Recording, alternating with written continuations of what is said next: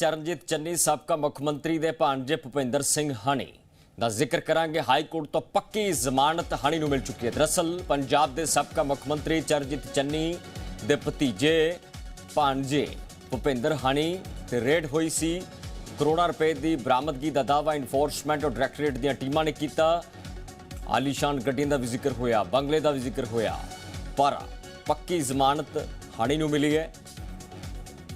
ਰਾਹਤ ਕਦੋਂ ਮਿਲੀ ਹੈ? ਕਾਂਗਰਸ ਤੇ ਸਭ ਤੋਂ ਵੱਡਾ ਡੈਂਟ ਇਸ रेड ने पाया सी। पंजाब दे विच जे कांग्रेस हारी है तो एक कारण उन्हों का यह भी हो सकता है कि मनी लॉन्ड्रिंग के मामले मुख्यमंत्री के भांजे तो करोड़ों रुपए की रिकवरी होनी, उस संपत्ति का कोई थौ पता ना मिलना, कोई जड़ उसकी ना मिलनी कि आखिरकार ये संपत्ति आई कितों है। पर पंजाब कांग्रेस को नुकसान तो होया है, इस कोई दोहरावा नहीं। नीतिका महेश्वरी इस जानकारी की सांझ पाऊंगी। नीतिका, किवें देखिए पक्की जमानत मिली है? देखो इलैक्शन तो बाद इस जमानत दे की मायने ने की मायने नहीं, पर बहुते मायने नहीं लग रहे, पर नुकसान कांग्रेस का हो चुका है।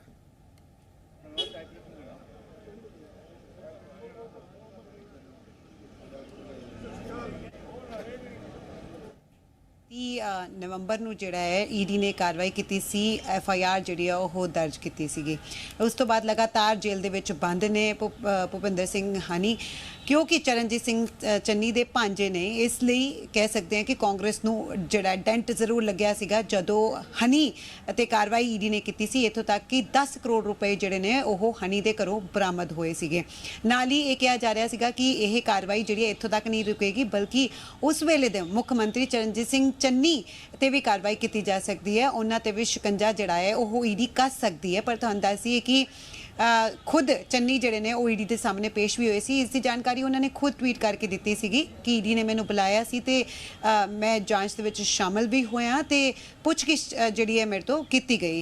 नाल ही उन्हां वल्लों ये जरूर कहा गया सीगा कि भुपिंदर हनी मेरा रिश्तेदार है, पर वह किस तरह पैसे लै रहे उन्होंने नाँ ते उन्होंने इस बारे कोई जानकारी नहीं है। जबकि तो अंदाजे कि ईडी वालों विरोध किया गया सी भुपिंदर सिंह हनी की जिहड़ी जमानत का। पहला निचली अदालत च भी विरोध किया गया सी। यही कारण है कि भुपिंदर सिंह हनी नूं निचली अदालत तो जिहड़ी है रिलीफ नहीं मिलिया सी, यानी कि राहत नहीं मिली सी। ते ईडी वालों ये कहा गया सीगा ये सिर्फ 10 करोड़ का मामला नहीं है, बल्कि भुपिंदर सिंह हनी ने माइनिंग डिपार्टमेंट दे विच तब्दीलियां, अवैध माइनिंग करन दी परमिशन देण नूं लैके करीब 325 करोड़ का जिहड़ा 325 करोड़ रुपए जिहड़े ने ओह वसूले ने पंजाब के मुख्यमंत्री चन्नी दे नाँ ते।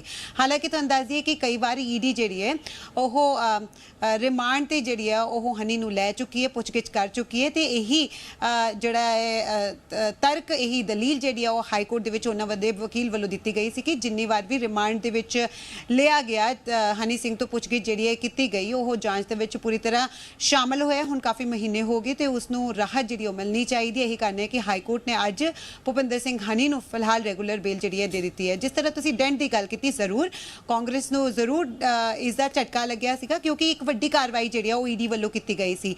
ते नाल ही ये कहा जा रहा सीगा कि क्योंकि चन्नी भी इस दे विच इनवॉल्व हो सकते हैं, जबकि पंजाब कांग्रेस हाईकमांड वालों चन्नी नूं ही दोबारा तो मुख्यमंत्री का चेहरा भी ऐलानिया गया।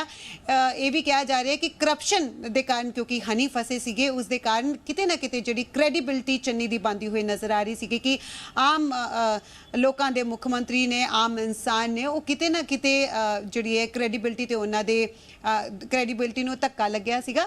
ते नाल ही कांग्रेस नूं भी इसका जरूर लॉस होया सीगा। यह भी कारण मन्निया जा रहा है कि उस वेले तो ही जिहड़ा है कांग्रेस को नुकसान होना शुरू हो गया सी। ये भी कारण हो सकता है कि भावें कांग्रेस दे विच आपसी फुट जिहड़ी है बहुत ज़्यादा सी, पर उस वेले जरूर कांग्रेस के जिहड़े कई लीडर सीगे वो एकजुट, जिहड़े सीनियर लीडर सी खास तौर पर एकजुट होंदे हुए नजर आए सी। काफ़ी ज़्यादा राजनीति भी इस मामले दे विच होई सी। ते कहा जा रहा सीगा कि बीजेपी ने यह जिहड़ी है बदलाखोरी की राजनीति की है। ते नाल ही कहा गया सी ये पॉलिटिकल वेंडेटा है। ते ना ही चन्नी दे भांजे कोई भी इस तरह के स्कैम या इस तरह के घोटाले दे विच इनवॉल्व नहीं, पर मनी लॉन्ड्रिंग का पूरा मामला सीगा।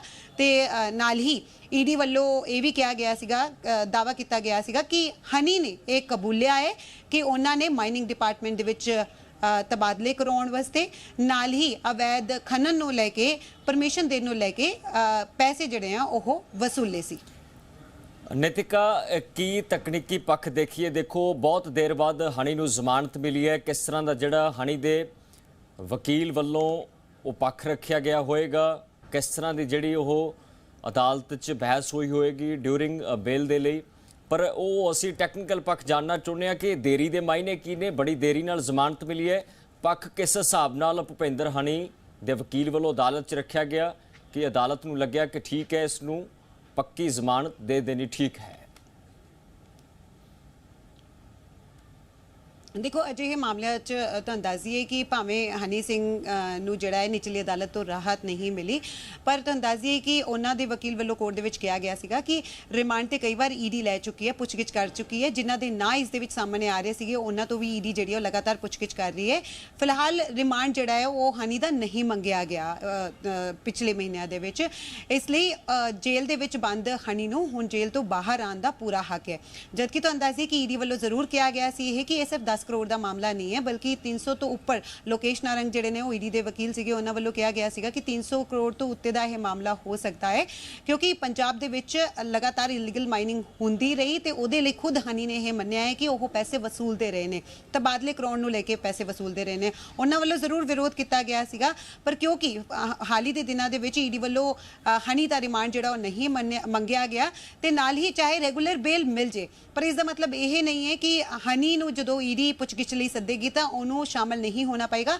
ਜਦੋਂ ਵੀ ਕੋਰਟ ਇਸ ਤਰ੍ਹਾਂ ਦੀ ਕੋਈ ਰਾਹਤ ਦਿੰਦਾ, ਕੰਡੀਸ਼ਨਸ ਜਿਹੜੀਆਂ ਨੇ ਉਹ ਜ਼ਰੂਰ ਲਗਾਉਂਦਾ ਹੈ, ਯਾਨੀ ਕਿ ਜਦੋਂ ਵੀ ਜਾਂਚ ਲਈ ਬੁਲਾਇਆ ਜਾਏਗਾ ਤਾਂ ਹਨੀ ਸਿੰਘ ਨੂੰ ਜਾਂਚ ਦੇ ਵਿੱਚ ਸ਼ਾਮਲ ਹੋਣਾ ਪਏਗਾ। ਇਸ ਦੇ ਨਾਲ ਹੀ ਕੁਝ ਕੰਡੀਸ਼ਨਸ ਜਿਹੜੀਆਂ ਲਗਾ ਦਿੱਤੀਆਂ ਜਾਂਦੀਆਂ ਨੇ ਕਿ ਜੇ ਉਹ ਫੋਰਨ ਦੇ ਵਿੱਚ ਕਿਤੇ ਜਾਣਾ ਚਾਹੁੰਦੇ, ਅਬਰੋਡ ਕਿਤੇ ਜਾਣਾ ਚਾਹੁੰਦੇ ਨੇ ਤਾਂ ਉਸ ਦੇ ਲਈ ਉਹਨਾਂ ਨੂੰ ਪਰਮਿਸ਼ਨ ਜਿਹੜੀ ਆ ਉਹ ਲੈਣੀ ਪੈਂਦੀ ਹੈ। ਤਾਂ ਕਹਿ ਸਕਦੇ ਹਾਂ ਕਿ ਜ਼ਰੂਰ ਰਾਹਤ ਮਿਲੀ ਹੈ ਹਾਈ ਕੋਰਟ ਤੋਂ, ਲੇਕਿਨ ਕੰਡੀਸ਼ਨਸ ਦੇ ਨਾਲ ਹੀ ਇਹ ਜਿਹੜੀ ਰਾਹਤ ਹੈ ਅਕਸਰ ਮਿਲਦੀ ਹੈ। ਪਰ ਇਸ ਦੇ ਨਾਲ ਹੀ ਇਹ ਜ਼ਰੂਰ ਕਿਹਾ ਜਾ ਰਿਹਾ ਸੀਗਾ ਕਿ ਹਨੀ ਤੋਂ ਬਾਅਦ ਹੋਰ ਚਾਹੇ ਉਹ ਚੰਨੀ ਹੋਣ ਜਾਂ ਜਿਹੜੇ ਹੋਰ ਕਾਂਗਰਸ ਦੇ ਲੀਡਰਸ ਨੇ ਉਹਨਾਂ ਤੇ ਸ਼ਿਕੰਜਾ ਕੱਸਿਆ ਜਾ ਸਕਦਾ ਹੈ, ਉਹਨਾਂ ਤੇ ਕੋਈ ਨਾ ਕੋਈ ਕਾਰਵਾਈ ਕੀਤੀ ਜਾ ਸਕਦੀ ਹੈ, ਪਰ ਅਜਿਹਾ ਨਹੀਂ ਹੋਇਆ। ਇੱਥੋਂ ਤੱਕ ਕਿ ਜੇ ਚੰਨੀ ਨੂੰ ਈਡੀ ਨੇ ਪੁੱਛਗਿੱਛ ਲਈ ਬੁਲਾਇਆ ਤਾਂ ਉਸ ਦੇ ਬਾਰੇ ਖੁਦ ਚਰਨਜੀਤ ਸਿੰਘ ਚੰਨੀ ਵੱਲੋਂ ਜਾਣਕਾਰੀ ਜਿਹੜੀ ਹੈ ਉਹ ਟਵੀਟ ਕਰਕੇ ਸਾਂਝੀ ਕੀਤੀ ਗਈ। ਪਰ ਇਹ ਕਹਿਣਾ ਗਲਤ ਨਹੀਂ ਹੋਏਗਾ ਕਿਸ਼ਨ, ਜਿਹੜਾ ਲਾਸ ਕਾਂਗਰਸ ਨੂੰ ਹੋਣਾ ਸੀ ਇਸ ਕਾਰਵਾਈ ਦੇ ਕਾਰਨ ਉਹ ਆਲਰੇਡੀ ਹੋ ਚੁੱਕਿਆ। ਨਾਲ ਹੀ ਈਡੀ ਕੋਲ ਕਿਉਂਕਿ ਰਿਕਵਰੀ ਹੋਈ ਸੀ 10 ਕਰੋੜ ਰੁਪਏ ਜਿਹੜੇ ਨੇ ਉਹ ਮਿਲੇ ਸੀਗੇ, ਇਸ ਦੇ ਨਾਲ ਹੀ ਵਾਚ ਕਈ ਹੋਰ ਜਿਹੜਾ ਸਮਾਨ ਹੈ ਉਹ ਈਡੀ ਨੂੰ ਮਿਲਿਆ ਸੀ। ਇਸ ਲਈ ਈਡੀ ਨੇ ਨਿਚਲੀ ਅਦਾਲਤ ਦੇ ਵਿੱਚ ਲਗਾਤਾਰ ਇਸ ਤਰ੍ਹਾਂ ਦੇ ਤਰਕ ਦਿੱਤੇ। ਇਹੀ ਕਾਰਨ ਹੈ ਕਿ ਰਿਮਾਂਡ ਵੀ ਹਨੀ ਦਾ ਮਿਲਦਾ ਰਿਹਾ, ਨਾਲ ਹੀ ਨਿਚਲੀ ਅਦਾਲਤ ਤੋਂ ਹਨੀ ਨੂੰ ਕੋਈ ਰਾਹਤ ਵੀ ਜਿਹੜੀ ਹੈ ਉਹ ਨਹੀਂ ਮਿਲੀ ਸੀ। ਨਿਤਿਕਾ, ਕਾਂਗਰਸੀ ਇਸ ਰੇਡ ਨੂੰ ਸਿਆਸੀ ਰੇਡ ਕਹਿੰਦੇ ਰਹੇ ਹੈ ਕਿ ਦੇਖੋ ਬੀਜੇਪੀ ਨੇ ਪੋਲੀਟੀਕਲ ਵੈਂਡੇਟਾ ਕੱਢਿਆ, ਇਸੇ ਕਰਕੇ ਰੇਡ ਕੀਤੀ ਗਈ। ਦੇਖੋ, ਅਸੀਂ ਅਦਾਲਤ ਦੀ ਪ੍ਰਕਿਰਿਆ 'ਚ ਕਿਸੇ ਤਰ੍ਹਾਂ ਦਾ ਸਵਾਲ ਨਾ ਅਸੀਂ ਚੁੱਕਣਾ, ਨਾ ਅਸੀਂ ਚੁੱਕਣਾ ਚਾਹੁੰਦੇ ਹਾਂ, ਪਰ ਜੇਕਰ ਇਹ ਕੇਸ ਪ੍ਰੂਵ ਹੋ ਜਾਂਦੇ ਨੇ ਤਾਂ ਉਹਨਾਂ ਲੀਡਰਾਂ ਦੇ ਬਿਆਨਾਂ ਦੇ ਮਾਇਨੇ ਕੀ ਰਹਿਣਗੇ ਜਿਨ੍ਹਾਂ ਨੇ ਹਾਂ ਦਾ ਨਾਰਾ ਭੁਪਿੰਦਰ ਹਨੀ ਦੇ ਹੱਕ 'ਚ ਮਾਰਿਆ, ਜਿਨ੍ਹਾਂ ਨੇ ਕਿਹਾ ਕਿ ਚਰਨਜੀਤ ਚੰਨੀ ਨੂੰ ਵੀ ਫਸਾਉਣ ਦੀ ਕੋਸ਼ਿਸ਼ ਹੋ ਰਹੀ ਹੈ ਕਿਉਂਕਿ ਉਹ ਐਸੀ ਭਾਈਚਾਰੇ ਨਾਲ ਸੰਬੰਧਿਤ ਚਿਹਰਾ ਨੇ। ਬਿਲਕੁਲ ਤੁਹਾਨੂੰ ਯਾਦ ਹੋਏਗਾ ਜਦੋਂ ਇਸ ਤਰ੍ਹਾਂ ਕਾਰਵਾਈ ਹਨੀ ਤੇ ਕੀਤੀ ਗਈ ਸੀ, ਉਸ ਤੋਂ ਬਾਅਦ ਪ੍ਰੈਸ ਕਾਨਫਰੰਸ ਜਿਹੜੀ ਹੈ ਪੰਜਾਬ ਦੇ ਮੁੱਖ ਮੰਤਰੀ ਚਰਨਜੀਤ ਸਿੰਘ ਚੰਨੀ ਤੇ ਹੋਰ ਸੀਨੀਅਰ ਲੀਡਰਸ ਇਹਦੇ ਵਿੱਚ ਸ਼ਾਮਲ ਹੋਏ ਸੀ, ਚਾਹੇ ਉਹ ਸੁਖਜਿੰਦਰ ਰੰਧਾਵਾ ਹੋਣ ਜਾਂ ਹੋਰ ਲੀਡਰਸ, ਤੇ ਉਹਨਾਂ ਵੱਲੋਂ ਇਹ ਕਿਹਾ ਗਿਆ ਸੀਗਾ ਕਿ ਬੀਜੇਪੀ ਹਮੇਸ਼ਾ ਤੋਂ ਹੀ ਅਜਿਹਾ ਕਰਦੀ ਹੈ ਕਿ ਇਲੈਕਸ਼ਨਸ ਤੋਂ ਪਹਿਲਾਂ ਕਾਂਗਰਸ ਦੇ ਜਿਹੜੇ ਸੀਨੀਅਰ ਲੀਡਰ ਹੁੰਦੇ ਨੇ ਜਾਂ ਫਿਰ ਜਿਹੜੇ ਵੀ ਕੋਈ ਸਰਕਾਰ ਦੇ ਵਿੱਚ ਪਾਰਟੀ ਹੁੰਦੀ ਹੈ ਉਹਨਾਂ ਦੇ ਲੀਡਰਸ ਦੇ ਜਾਂ ਤਾਂ ਰਿਸ਼ਤੇਦਾਰਾਂ ਤੇ ਕਾਰਵਾਈ ਕਰਦੇ ਨੇ ਜਾਂ ਉਹਨਾਂ ਤੇ ਸਿੱਧੇ ਤੌਰ ਤੇ ਕਾਰਵਾਈ ਕੀਤੀ ਜਾਂਦੀ ਹੈ। ਉਹਨਾਂ ਵੱਲੋਂ ਮਹਾਰਾਸ਼ਟਰ ਦਾ ਜਿਹੜਾ ਹੈ ਐਗਜ਼ਾਮਪਲ ਦਿੱਤਾ ਗਿਆ ਸੀ, ਇਸ ਦੇ ਨਾਲ ਹੀ ਕੋਲਕਾਤਾ ਦਾ ਜਿਹੜਾ ਹੈ, ਵੈਸਟ ਬੰਗਾਲ ਦਾ ਜਿਹੜਾ ਹੈ, ਤੁਹਾਨੂੰ ਦੱਸੀਏ ਕਿ ਮਮਤਾ ਦੀਦੀ ਦੇ ਕੀ ਰਿਸ਼ਤੇਦਾਰ ਦੇ ਕਾਰਵਾਈ ਕੀਤੀ ਗਈ, ਇਸ ਦੇ ਬਾਰੇ ਵੀ ਜਾਣਕਾਰੀ ਜਿਹੜੀ ਆ ਉਹਨਾਂ ਵੱਲੋਂ ਦਿੱਤੀ ਗਈ ਸੀਗੀ। ਤਾਂ ਕਹਿ ਸਕਦੇ ਹਾਂ ਕਿ ਜ਼ਰੂਰ ਇਹ ਕਿਹਾ ਜਾਂਦਾ ਹੈ ਕਿ ਬੀਜੇਪੀ ਵੱਲੋਂ ਇਸ ਤਰ੍ਹਾਂ ਦੇ ਰੇਡ ਇਲੈਕਸ਼ਨ ਤੋਂ ਪਹਿਲਾਂ ਕਰਾਈਆਂ ਜਾਂਦੀਆਂ ਨੇ ਤੇ ਆਰੋਪ ਜਿਹੜੇ ਆ ਉਹ ਵੀ ਕਾਂਗਰਸ ਵੱਲੋਂ ਲਗਾਏ ਗਏ ਸੀਗੇ, ਪਰ ਕਿਉਂਕਿ ਬਰਾਮਦਗੀ ਇਹਦੇ ਵਿੱਚ ਹੋਈ ਸੀਗੀ 10 ਕਰੋੜ ਰੁਪਏ ਤੇ ਹੋਰ ਸਮਾਨ ਜਿਹੜਾ ਮਿਲਿਆ ਸੀ, ਇਸ ਲਈ ਈਡੀ ਤੇ ਬੀਜੇਪੀ ਲਗਾਤਾਰ ਇਹ ਕਹਿੰਦੀ ਰਹੀ